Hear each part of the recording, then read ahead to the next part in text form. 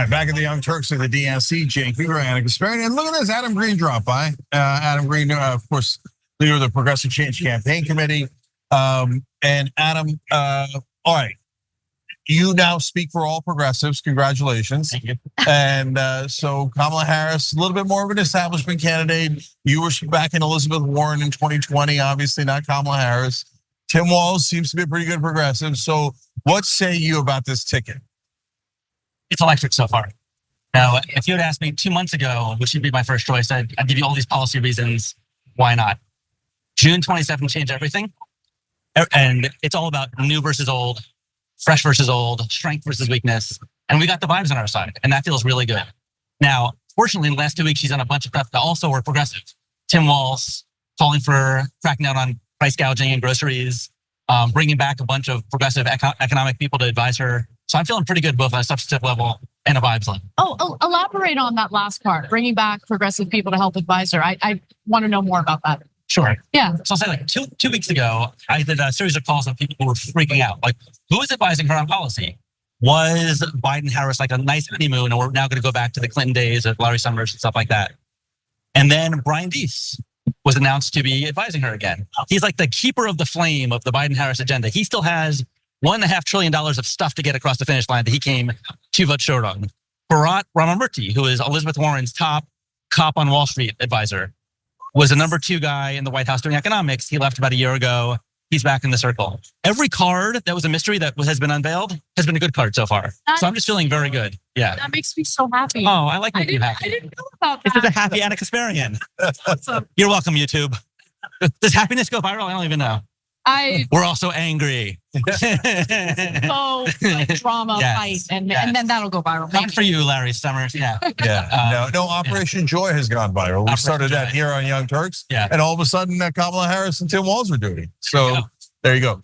Okay, no, those are great developments. And by the way, now when you add those cards on top of Tim Walz and actual positions, now it sounds really, really good. Yeah. So Can I say one thing?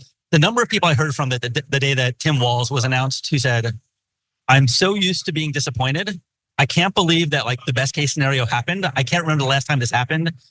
It made me want to cry. It was so inspiring. And so seriously, she's not gonna do everything right. I know that. I'm ready to be disappointed eventually, but so far it feels so good. yeah, look, I couldn't agree more. So let's talk about those policy positions then. Yeah. So is there anything missing that you would have loved? Is there anything that is in the proposals that you doubly love? So I consider everything we've heard so far, which is not a ton, to be a down payment, a directional down payment, which hopefully we'll hear more about on Thursday night, right? So we actually have been advising, on economic messaging. We do polling every week with Data for Progress. And we had a 6-point memo. The first one was groceries, groceries, groceries. Talk about groceries. It's the biggest pain point in people's lives by 2 to 1. The second was talk about corporate price gouging, right? Somebody's gonna be left holding the bag for prices. It's either the person in charge, Joe Biden, or the big corporations. It's one or the other. Talk about it. And her first economic speech was that, grocery price gouging, right? Would like to hear more about big tech and more about banks and credit cards. And she will get to that, I'm sure. One piece of messaging advice that Biden has actually not just used in the State of the Union, but on the campaign trail is the idea that they want to cut Social Security to give tax cuts for the rich. We will tax the rich and protect Social Security. She hasn't really addressed taxation yet or the safety net. Well, why wouldn't she? She'll talk about it in her speech. A little bit. She has proposed increasing the corporate tax rate.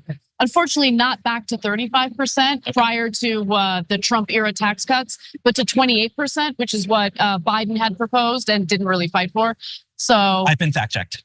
Yeah, no, I don't need to fact check you. I didn't know about her economic advisor. Sometimes we miss things. So yeah. And to your point, Adam, I'll believe it when I see it. Yeah. Right.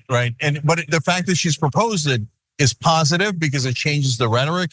It makes all the Democrats defend those positions because now the leader has said it. Yeah. So it has value in and of itself. Yeah. As well as if they wind up doing a couple of those things, right? That would be amazing. But speaking of which, you and I have advocated, and a lot of good people on the progressive side propose these things because it'll force the Republicans to take the wrong positions, right? I think it's worked pretty spectacularly so far from the politics angle. So what's your take on that? Be like baiting traps for them and then walking into it. Yeah. This idea of surprise fees or junk fees, which applies to everything, whether it's Ticketmaster or airlines or hotels or banks or credit cards or rent payments. We were doing a lot of work with the White House and members of Congress on this issue, and Republicans weren't reacting, which was a little annoying because the whole point was to pick a smart fight.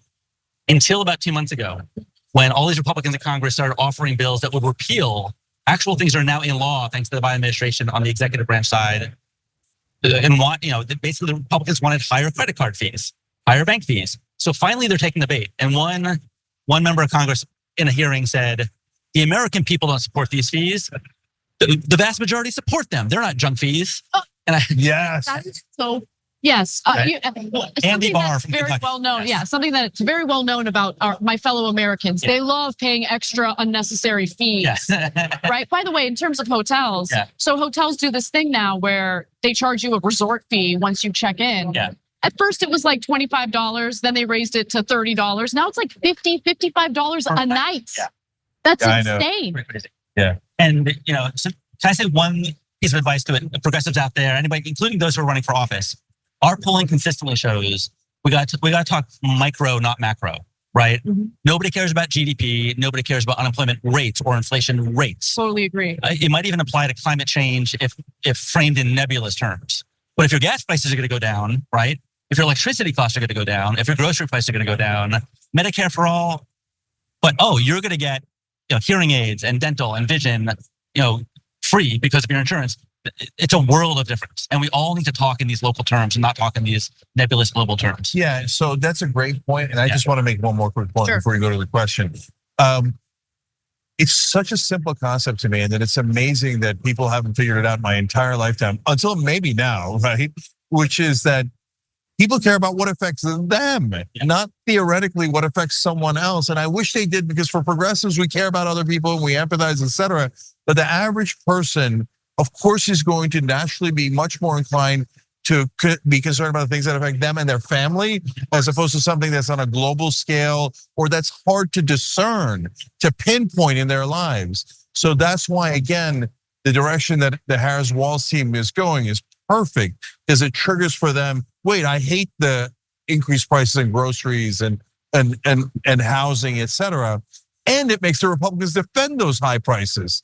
It's great political strategy. The only thing is, it makes me a little bit nervous that it's just because it's so politically obviously correct that they're just doing it for politics. So we have to make sure we make them do it if they win. That's for sure. Yeah. I don't have a question on this. I want to make a statement, and I don't fact check you again. No. I think that there is a massive problem brewing right now that's being completely ignored by both parties, and I think that it's a great opportunity for Democrats to address it and be first on it, which is the insurance crisis. And I'm not just talking about health insurance. I'm talking about insurance for your car, insurance for your home. Insurance companies are jacking up rates like crazy for a number of different factors. In Florida, for instance, insuring your home has become incredibly expensive and unattainable for a lot of families due to the climate crisis, due to the fact that it's far more expensive to take care of homes that have been destroyed as a result of these natural disasters. In California, there could be a fix with actually doing something about crime. But the crime rates have led to skyrocketing car insurance rates as well. Like, these are issues that are really hurting working people in the country. And I get that the factors differ, but I also think that there's some predatory behavior happening with the insurance companies as well. And I want someone to address that. Yeah. No, just a statement. Is that on the agenda at all, or no? The last thing you said, pretty much fraud. If there's a fraud element to it, that has to be on the agenda, right? I could be fact checked on this one, but you book a flight ticket and you have 24 hours to cancel, but they're like, do you want this insurance for 12 extra bucks? Mm-hmm. And I always click no, because it's like, wait, this is fake insurance. Right, totally. They're just scaring me. And it's like, if there's stuff like that, you really need a consumer watchdog, right? Yeah. So that's my 30,000 foot version of it. There's probably very wonky stuff that one could say, but do you think that Kamala Harris will keep Lina Khan as the head of the FTC? Is Reid Hoffman watching? We don't know. Yes, I do. Interesting. Oh, yeah. I mean, she's been, a lot of money has been donated to her campaign by billionaires who want Lina Khan gone. Yeah, yes. But Adam, let me follow up on that, because I feel like Reid Hoffman made a fairly serious mistake by saying it. Because once he said it, then it makes her look corrupt and weak if she fires her. So like he really like screwed that one up, right? It's almost too late. Like it almost guarantees her job, right? Yeah, it actually polarizes it in a direction that's helpful for us. But again, that was the kickoff of the freak out phone calls I described. Oh my gosh, who's advising her? Who will be the defender of Lina Khan? There was no bigger advocate for Lina Khan in the White House than Brian Deese, who is the head of the National Economic Council. The fact that the people around her all love Lina Khan gives me hope. But also, she has no real vested interest in bucking the Biden-Harris legacy, right? There might be some other people that are less high profile and less successful, but Lina Khan really is the star if you had to pick one. Yeah, she's right? fearless. She's fearless. She's changing the game. There's really, even the things that she was attacked for early on, like she's losing lawsuits. Well, now she's winning lawsuit after lawsuit after lawsuit. Yeah, and the threat of the lawsuit is stopping potential mergers from even being proposed. Yeah, that's real. That's yeah. And of course, the mergers lead to consolidations, which leads to higher prices and less choices, et cetera. And by the way, Adam, we talk about framing a lot. That should be framed as anti-free market. And so if they were on the campaign trail saying, hey, listen, we're trying to protect the free markets from monopoly power. And so that's why we have to do this to protect consumers. And of course, what will that lead to? Trump and the Republicans going, don't protect consumers. Right? We need big giant monopoly power. And Trump can't help but respond to every line of attack. Can I say one more thing on that? Because we have a real opportunity to seize the high ground in terms of being for fair markets, right? Markets are good. Small businesses want free markets. Monopolies are the opposite of entrepreneurs and small businesses breaking into the market, right? Yeah, exactly. We're pro small business people. I have been hearing in some circles here, among some donors who are business people, and out there, criticism of this price gouging language. And they're like, well, the easy one is, it's communism or it's like price control. But some of them are just like, they're messing up the language. They're positioning us as anti-business. We need to push back on this and make very clear the bad apples make the entire market worse for the good apples. So I'll give one example, right? A Ticketmaster or a StubHub, right? Let's say they want to do the right thing and show you the actual cost of a Taylor Swift ticket or any other ticket, right? And just be honest with you. Well, if their competitor is artificially saying, it'll cost $75 less, and only on the last screen after you've done a ton of work, do you realize, it's actually $60 more, $60 more. You're not gonna go back and get a new, you're just gonna, right? So their incentive is, we have to match the bad actors in order to just be viable against them. If there's rules of the road, the good actors, the good businesses, the ones who are actually pro-consumer can survive. So we cannot let them define us as anti-business, anti-markets. We are the pro-markets. They're defending bad apples.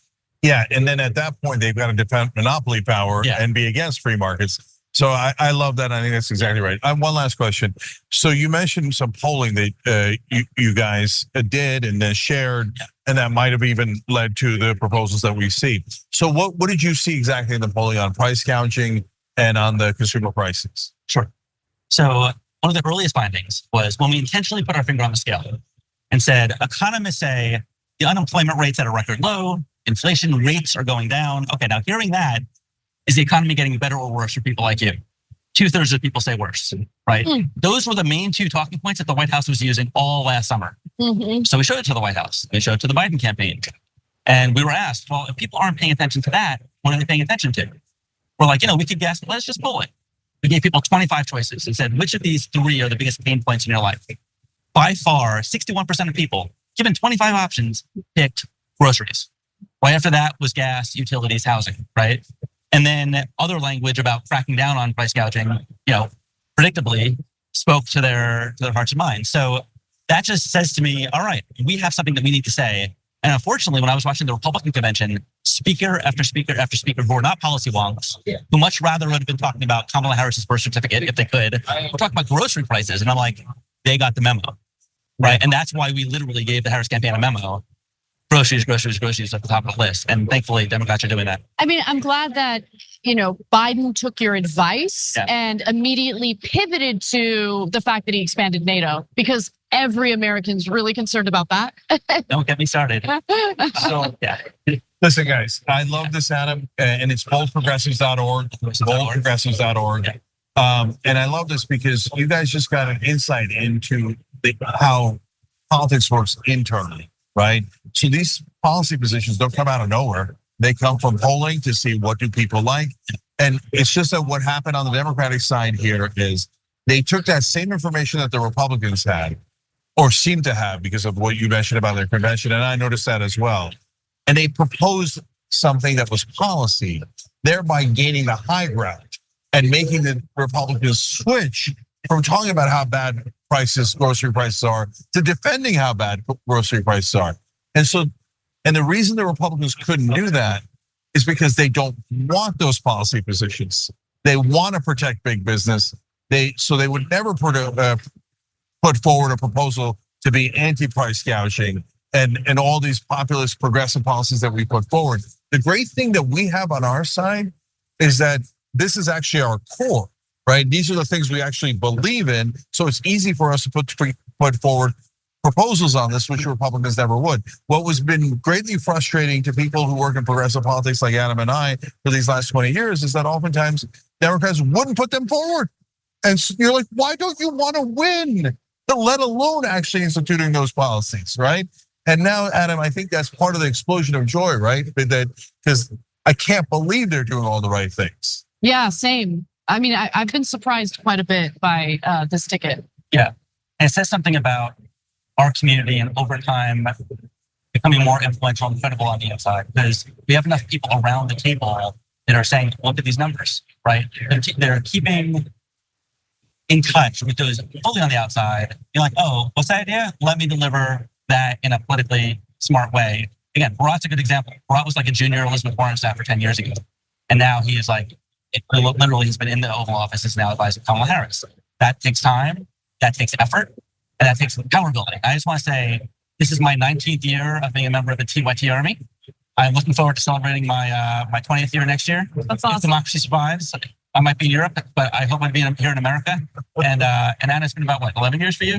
I wish. No, I wish only because I can't believe it's been like 18 years. No, it's not. Which reminds me of my age, and I don't like that. Yeah. 2006. I started when I was 20. I'm 38 now. Oh, 2006. Wait. 2007. Yeah. Okay. So I met Cenk 2005 at a conference. Yeah. So, Yeah. wow. So okay. Adam's not just the leader of the PCCC, he's also one of the earliest members in TYT history. So Too strong. Yeah, Too strong. damn right. For my 20th anniversary, can I come back on and can you play the original TYT theme song? Oh my No, gosh. By the Decepticons? That's Yeah. So fun. You definitely will. Okay. I All just wrote down your count. Sorry. Down to 4. Hello, people. Sorry about that. No. Adam Green, boldprogressives.org. Much appreciated, brother. Yeah. Thanks for watching. If you become a member, you get to watch all this ad-free, except for, of course, this ad. Still, hit the join button below.